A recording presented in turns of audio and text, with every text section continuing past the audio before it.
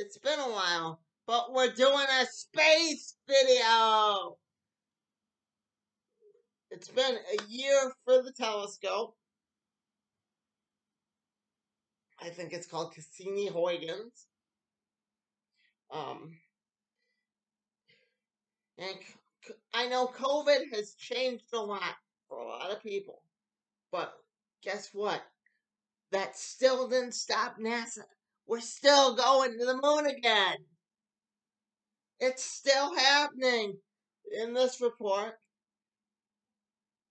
the astronauts get to see the space shuttle they are going up in.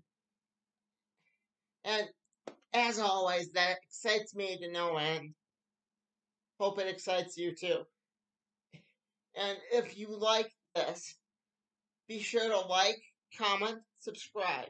I will tell you when we finally go to the moon again. My name's Bob. Enjoy the video.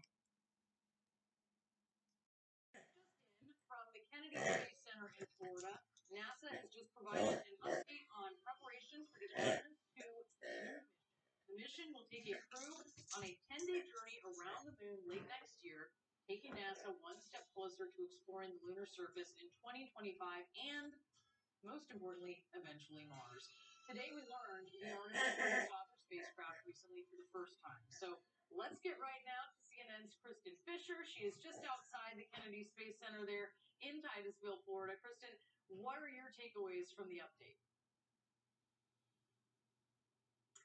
Well, Brianna, today was a really big day for the Artemis 2 crew because for the very first time since they were announced as a crew back in April, they came to the Kennedy Space Center all together for the first time and got to see their spacecraft that they're going to fly all the way to the moon, likely in late 2024, the Orion spacecraft. And it was inside a building not too far from here. We got to go see it. And, for a crew, this is really a moment where it makes things real, when you finally get to see the spacecraft that you're going to fly.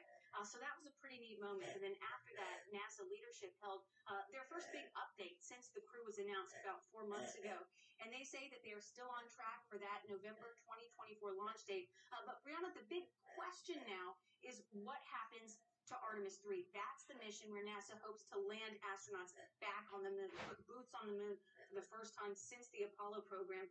And that launch date is really in question, largely because of SpaceX's Starship, which is supposed to land those astronauts on the moon. And you'll remember a few months ago, we saw a launch attempt for SpaceX's Starship essentially blow up shortly after liftoff. And so Jim Freed, the NASA's associate administrator, said that he a few weeks ago was really concerned that that was going to push the launch date back into 2026. Today at this press conference, he really reiterated those concerns, Brianna, and said, that he's going to hold these SpaceX contractors and other NASA contractors to a December 2025 date for the Artemis 3 mission.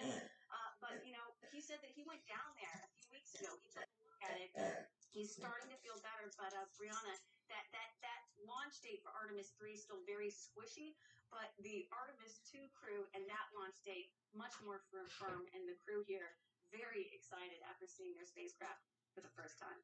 Brianna. All right. Well, let's hope that things solidify because we want to see this all happen. Kristen Fisher, live for us from Florida. Thank you. Jim? He was one of... Pause. Okay, so hopefully they make their launch date. But needless to say, I believe in them. I think that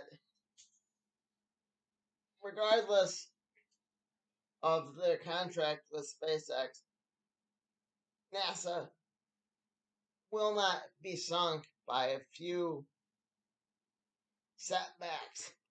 I believe that we will make it to the moon, and I know you believe it too. Thank you again for liking, commenting, and subscribing. And thank you again to CNN and all the news anchors involved in the little part I showed there.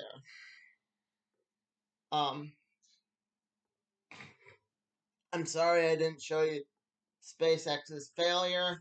I choose not to focus on the failure. Things have been kind of hectic. I know it's been a while since I've done a space video,